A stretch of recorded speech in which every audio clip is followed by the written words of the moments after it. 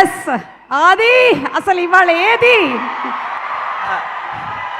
అందరు బాగున్నారా?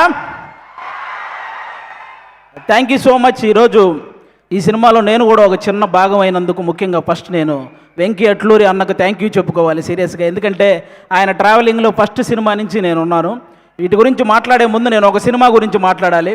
ఒక్క నెగిటివ్ రివ్యూ కూడా లేకుండా రివ్యూవర్స్ అందరి చేత హ్యాట్స్ ఆఫ్ అనిపించుకొని, ఆడియన్స్ అందరి చేత క్లాప్స్ కొట్టించుకొని, ప్రొడ్యూసర్ల చేత షబాష్ అనిపించుకొని, నెట్ఫ్లిక్స్ అనే ఒక పెద్ద ఓటీటీ సంస్థలో అంటే కొన్ని నెలల పాటు ట్రెండింగ్లో ఉంది.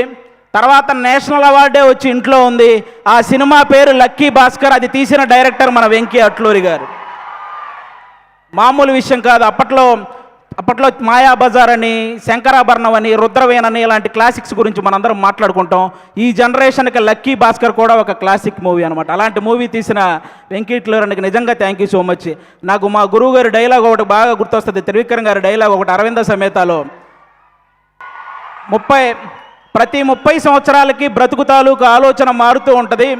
సినిమా వాళ్ళు దాన్ని ట్రెండింగ్ అంటారు, అలాగే వ్యాపారస్తులు ఫ్యాషన్ అంటారు, రాజకీయ నాయకులు తరం అంటారు, నార్మల్ జనాలు జనరేషన్ అంటారు. ప్రతి జనరేషన్లో ఒక గొప్ప థాట్ను ముందుకు తీసుకెళ్లే వాళ్ళని టార్చ్ బేరర్ అంటారు. ఈ జనరేషన్లో వెంకీ అట్లూరి అన్న కూడా నిజంగా టార్చ్ బేరర్ లాంటి వాళ్ళు. ఎందుకంటే చాలా గొప్ప గొప్ప థాట్స్. అంటే చదువు చెప్పిన గురువును గౌరవించుకోవాలి, అలాగే ఎంత బాగా చదివితే అంత రెస్పెక్ట్ మనకు వస్తుందనే ఒక గొప్ప థాట్ని ఈ జనరేషన్కి సార్ సినిమా ద్వారా ముందుకు తీసుకెళ్ళాడు. అలాగే వేగంగా ఎక్కువ వేగంతో నడిపే బండి అయినా, వేగంగా వచ్చే రూపాయి అయినా ఏదో ఒక రోజు మనల్ని కింద పడేస్తుంది అని అత్యాశకు పోకుండా ఉన్న దాంట్లోనే ఎంత సంతోషంగా ఉండొచ్చు అనే గొప్ప కాన్సెప్ట్ని, ఆ థాట్ని మళ్ళీ లక్కీ భాస్కర్ సినిమా ద్వారా ముందుకు తీసుకెళ్ళాడు. ఈరోజు ఈ విశ్వనాథ్ అండ్ సన్స్లో సూర్య గారితో అంటే ఒక ఫ్యామిలీ సబ్జెక్ట్, అంటే మార్నింగ్ షో ఫ్యాన్స్ షోకి కూడా ఫ్యామిలీతో సహా వెళ్ళొచ్చు అనే ఒక మంచి సినిమా ఈ థాట్తో ఈసారి ముందుకు రాబోతున్నాడు. అలాంటి వెంకీ అన్నకి అంటే అప్పట్లో మనకి సినిమా పోస్టర్ల మీద హీరో గన్ను పట్టుకుంటేనో, కత్తి పట్టుకుంటేనో, గొడ్డలు పట్టుకుంటేనో రికార్డులు కొల్లగొట్టిన పోస్టర్లు మనం చాలా చూసుంటాం. కానీ హీరో సింపుల్గా ఇన్సర్ట్ చేసుకొని జేబులో పెన్ను పెట్టుకున్న రికార్డులు తిరగరాయొచ్చు అని, అలాగే హీరో షేర్ మార్కెట్ గురించి చెప్పినా 100 కోట్లు షేర్ కొట్టొచ్చని, ఈరోజు హీరో ఒక చేతిలో పిల్లాన్ని పట్టుకొని ఆడించినా కూడా రికార్డులతో ఆడుకోవచ్చని చెప్పిన డైరెక్టర్ మన వెంకీ అట్లూరి అన్న. సితారా ఎంటర్టైన్మెంట్స్లో లక్కీ భాస్కర్ సినిమాకి ముందు, లక్కీ భాస్కర్ సినిమాకి తర్వాత అనేలాగా ఆ ప్రొడక్షన్ హౌస్ ఈరోజు ఉంది అంటే దానికి వన్ ఆఫ్ ద రీజన్.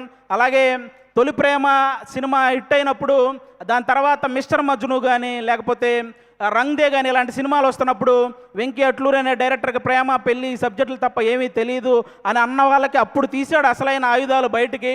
ఇక అప్పటి నుంచి అంటే ఒక స్థాయిలో ఆయన కొంచెం డిసప్పాయింట్మెంట్గా ఉన్నప్పుడు మన నాగవంశీ అన్న ఆయనతో నిలబడ్డాడు. ఈరోజు ప్రతి సినిమా విషయంలో నాగవంశీ అన్నని ఇంకో స్థాయిలో నిలబెడుతున్నాడు. అలాంటి సినిమాలు తీస్తున్నాడు. నాకు ఇంటి దగ్గర 2 అన్నయ్యలు ఉన్నారు, కానీ టీవీ పరంగా అభి అనే ఒక అన్నని, సినిమా పరంగా వెంకీ అట్లూరి అని అన్నని ఇచ్చినందుకు దేవుడికి థ్యాంక్స్ చెప్పుకుంటున్నాను. నిజంగా థ్యాంక్ యూ సో మచ్ అన్న, థ్యాంక్ యూ. ఇంకా ఈ సినిమాలో పెద్ద పెద్ద ఆర్టిస్టులు చాలామంది చేశారు. లెజెండరీ యాక్ట్రెస్ రాధికా గారు ఉన్నారు ఈ సినిమాలో.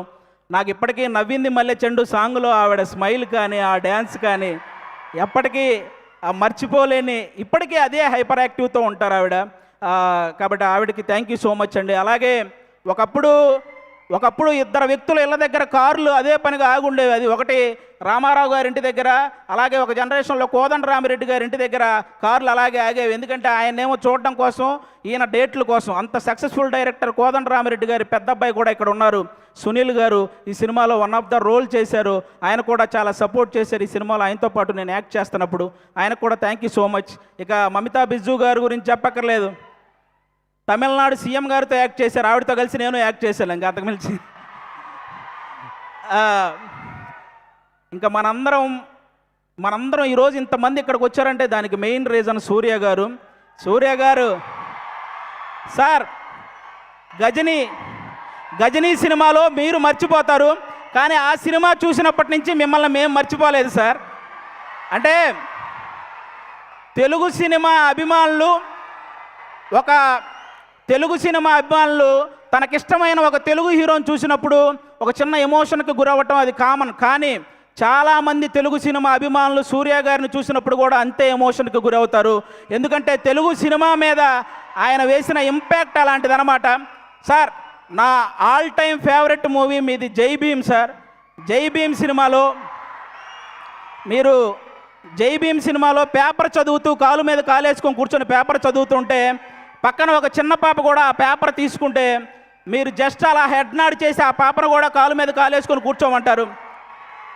అది ఒక డైరెక్టర్ సీన్ రాసినట్టు ఉండదు సార్, మీ వ్యక్తిత్వమే స్క్రీన్ మీద కనపడుతున్నట్టు ఉంటుంది.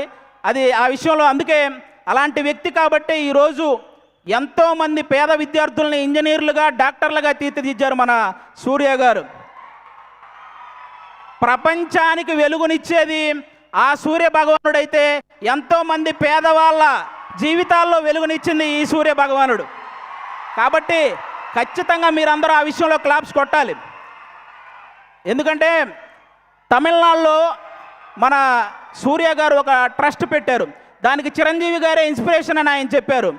కానీ పిల్లల ఎడ్యుకేషన్ విషయంలో చిరంజీవి గారికి కూడా సూర్య గారే ఇన్స్పిరేషన్ అని స్వయంగా ఆయనే చెప్పారు. కాబట్టి అది నిజంగా చాలా చాలా చాలా గొప్ప విషయం.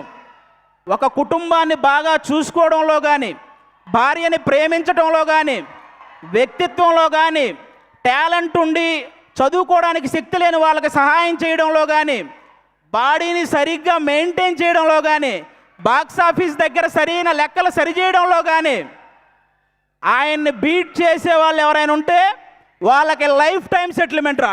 Thank you so much. ఈ సినిమా సూపర్ సక్సెస్ చేయాలని నేను మనస్ఫూర్తిగా కోరుకుంటున్నాను. మా వెంకీ అట్లూరి అన్నకి ఈ సక్సెస్లు ఇలాగే వస్తూ ఉండాలని, అలాగే సితారా ఎంటర్టైన్మెంట్స్లో నేను కూడా ఎక్కువ సినిమాలు చేశాను, అది నాకు కూడా ఒక హోమ్ ప్రొడక్షన్ లాగా. ఆ ప్రొడక్షన్లో కూడా సక్సెస్లు ఇలాగే మొన్న లెనిన్తో ఎలాగైతే సక్సెస్ వచ్చిందో ఈ సినిమా కూడా అంతే బ్లాక్ బాస్టర్ అవ్వాలని మనస్ఫూర్తిగా కోరుకుంటున్నాను. 6 గంటలు స్టే చేయటం ఎంత కష్టమో ఆ స్టేజ్ మీద 3 గంటలు ఎంటర్టైన్ చేయడం కూడా చాలా కష్టం. సుమగారికి కూడా thank you so much. And me